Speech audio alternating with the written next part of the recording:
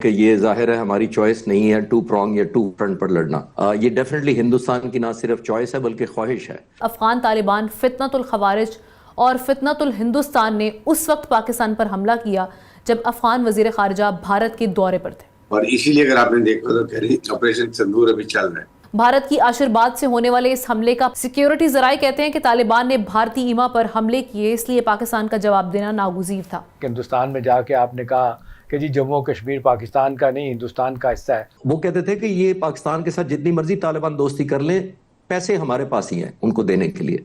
तो आप कनेक्ट कर लें सारी बातों को। और आज की बात नहीं है, अशरफ गनी के ज़माने में, करज़ई के ज़माने में हिंदुस्तान ने इतनी फंडिंग की थी मैसिव। वो बहुत सारे प्रोजेक्ट शुरू किए थे, हाईवे शुरू किए थे, हॉस्पिटल शुरू किए थे, एजुकेशन सेंटर किए थे, उनके डैम बनाना शुरू कर दिए थे। वो किस लिए था? सिर्फ इसलिए कि ऐसा एक रिलेशनशिप पैदा किया जाए जिसके अंदर कंफर्ट जोन अफगान लोगों का और तालिबान का उनकी तरफ टिल्ट हो जाए। और वही आपने देखा है, वो कंटिन्यूएशन कर रहे हैं। भारत और तालिबान की गठजोड़ ने खित्ते में एक नया फितना खड़ा कर दिया है जिसके असरात दूररस हो सकते हैं। तालिबान ने ना तो शरीयत की परवाह की, ना पुख्तूनवली के कोड की परवाह की, और ना ही उन्होंने हमसायागिरी की परवाह की। उन्होंने जाके एक हिंदू और आरएसएस की जो आइडियोलॉजी को फॉरवर्ड करने के लिए लोग जा रहे हैं, वो उनके साथ जाके मिले। हेलो दोस्तों, नमस्कार। रायनूज एमपी में आप सभी का स्वागत। दोस्तों भारत अफगानिस्तान दोस्ती से बौखलाए पाकिस्तान को तालिबान ने ठोकना क्या शुरू किया। पूरा पाकिस्तान भारत के अफगानिस्तान में किए करोड़ों डॉलर के इन्वेस्टमेंट की आज तारीफ करने लगा है। एक और जहां अफगान तालिबान पाक आर्मी को दौड़ा दौड़ा कर पीट रहा है, तो वहीं दूसरी ओर तालिबान भारत से अफगानिस्तान में और बड़े इन्वेस्टमेंट की मांग करने भारत आ गया है, जिससे पाकिस्तानी मीडिया बुरी तरह बौखला गया है। लेकिन बात यह है कि ये अफगान तालिबान को सोचना चाहिए, जो कि ये अफगान तालिबान जो रजीम है, कि एक तो आपकी इलीगल गवर्नमेंट है, आपने वहां पर ना इलेक्शन कराए हैं, ना आपने आगे बैठे, ना आपने इतनी बैलेंस गवर्नमेंट बनाई हुई है। तमाम वहां पर ना ताजिक से, ना उज़्बेक से, ना हज़ारे से, कोई भी सिर्फ पश्तून दबे रखे हुए हैं। और वो जबरदस्ती वो भी तंग आए हुए थे जिस तरीके से ये वहां हुकूमत चला रहे हैं। सो इसके लिए पाकिस्तान के लिए क्या कुछ कर रहे हैं आप देखिए। हम उनको लॉजिस्टिक सपोर्ट देते हैं, बीट भी देते हैं, शुगर भी देते हैं, फर्टिलाइजर भी देते हैं, अफगान ट्रांसफर के सारा सामान इनको देते हैं।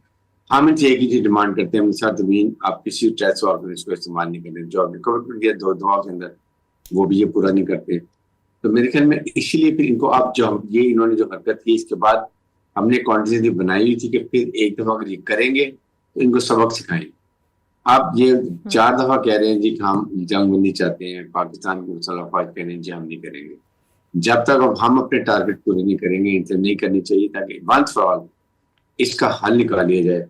और साथ ही साथ अफगानी रिफ्यूजीज अगर हम वापस करें, और इस पर बड़ी सीरियस अमल होना चाहिए। आप देखें उससे क्या फर्क पड़ेगा। राइट। एहतशाम साहब, अभी जो कश्मीर जी कश्मीर मौक़िफ़ के हवाले से एहतशाम साहब जो जिस तरीके से तायीद की है अफ़गान क़यादत ने भारत में बैठ के, एक तो वो बड़ा काबिल मज़म्मत है, और दूसरी चीज़ ये कि अब जो सारे मामलात हो रहे थे अफ़गानिस्तान में, हम जो देख रहे हैं हालात सारे बने हुए हैं, इंटरनेशनली इस चीज़ को रिकॉग्नाइज़ किया जा रहा है कि TTP को तालिबान हुकूमत की सपोर्ट हासिल है।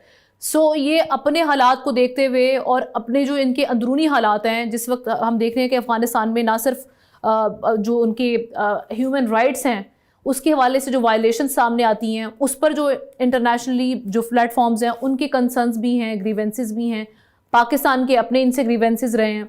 सो अब ये क्या लड़ना ही मसाइल का हल है? और पाकिस्तान ने, आप समझते हैं कि अपने डिप्लोमेटिक ऑप्शन सारे वो कर लिए थे, चूज़ कर लिए थे और इस पर काम कर लिया था, उसके बाद अब आप समझते हैं कि लॉन्ग टर्म सोल्यूशन क्या इसका हो सकता है इस मसले का? क्या सिर्फ लड़ाई रह गई है कि अफ़गानी जो है ना और अफ़गानिस्तान जो है ना, वो हिंदुस्तान से ज़्यादा पाकिस्तान के मामले में जिसको कहते हैं ज़हर आलूद नुक्ता नज़र रखते हैं। आपको याद होगा 1947 में जब पाकिस्तान बना था और यूनाइटेड नेशन का मेंबर बनने जा रहा था, और सिर्फ एक वोट जो था जिस नहीं दिया ना, वो अफ़गानिस्तान था जिसने मुखालफत की थी कि पाकिस्तान को UN का मेंबर ना बनाया जाए। तो ये आज से नहीं है।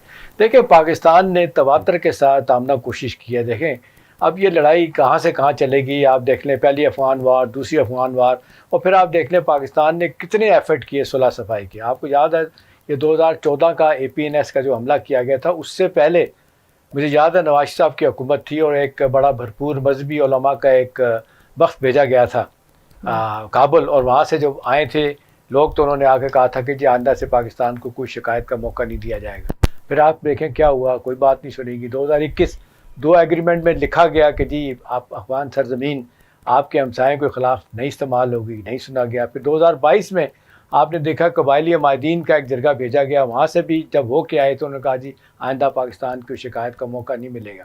अभी जो आप बात कर रही हैं ना, ये 180 डिग्री का यू टर्न है। ये क्या दिलों में किस किस्म का बुग़्ज़ है कि हिंदुस्तान में जाके आपने कहा कि जी जम्मू कश्मीर पाकिस्तान का नहीं हिंदुस्तान का हिस्सा है, और बहुत सारी ऐसी बातें की जो ज़ाहिर सी बात है को लगता था कि हिंदुस्तान की ज़ुबान बोलने। अब ना दो चीज़ें हैं, देखें पहली बात तो ये कि अब क्या होने जा रहा है।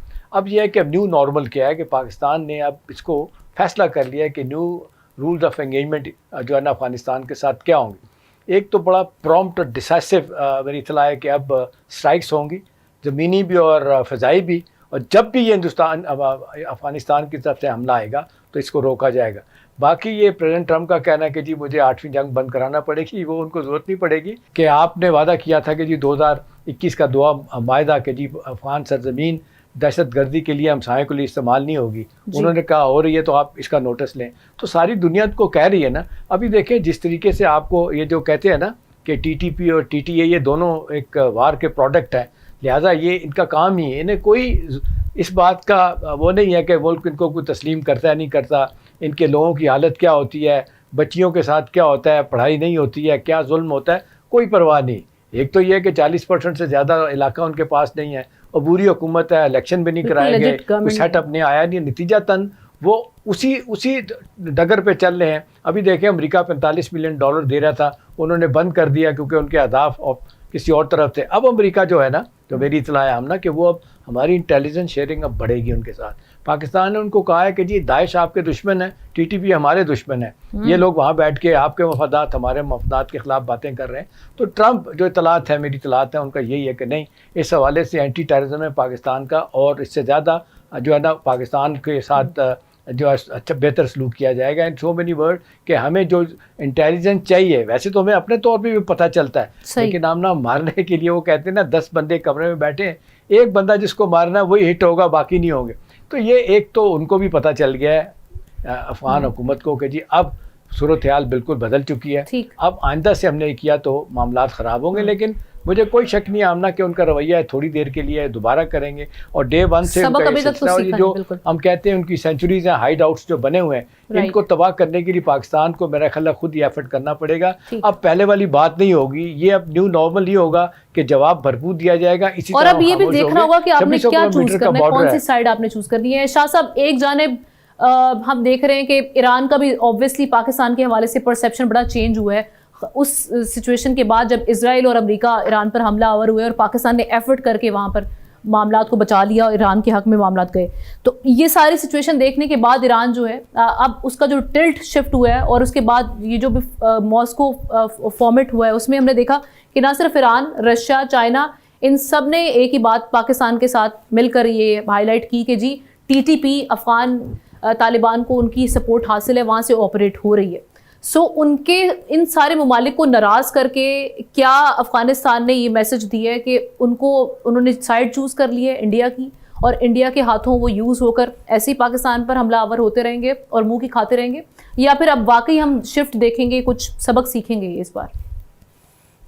वो बहुत शुक्रिया आमना। सबसे जो अहम चीज़ है, अब अगर हम ज़मीनी हक़ाइक़ को देखें तो इंडिया अफ़गानिस्तान के लिए क्या फ़ायदा पहुँचा सकता है। अगर ओवरऑल देखा जाए तो मेरे ख्याल में अफ़गानिस्तान की जितनी GDP है वो हिंदुस्तान की एक रियासत की है। 287 मिलियन डॉलर जो है वो पिछले 1-1.5-2 साल के अंदर नुकसान हो चुका है हिंदुस्तान को अफ़गानिस्तान के साथ ट्रेड करते हुए। अब आप देखें, मतलब मैं ये समझता हूँ कि जो मीर खान मुत्तकी का दौरा है वो एक पॉलिटिकल स्टंट कह सकते हैं, एक प्रेशर टैक्टिक कह सकते हैं, पाकिस्तान को से लिवरेज हासिल करने के लिए और मुख्तलिफ किस्म की बार्गेनिंग्स के लिए शायद एक जो है वो एक्टिविटी है। दूसरी तरफ हिंदुस्तान तो जरूर चाहेगा कि वो पाकिस्तान के वेस्टर्न बॉर्डर के ऊपर अपने दोस्त रखे, अपने बेसिस रखे, डेवलपमेंट के नाम पे, एजुकेशन के नाम पे, इंफ्रास्ट्रक्चर डेवलपमेंट के नाम पे, तो उनका ये फायदा हो सकता है। बाकी अगर आप ट्रेड की बात करते हैं, इकोनॉमी की बात करते हैं, तो सिर्फ और सिर्फ जो एक रास्ता है वो वाघा बॉर्डर का है, जिसके लिए अमीर मुत्तकी ने कहा कि वो खोल देना चाहिए, लेकिन मेरे ख्याल में हम उनकी मर्जी से तो नहीं चलेंगे। पहले भी हमने खोला, उसका रिजल्ट कुछ नहीं निकला।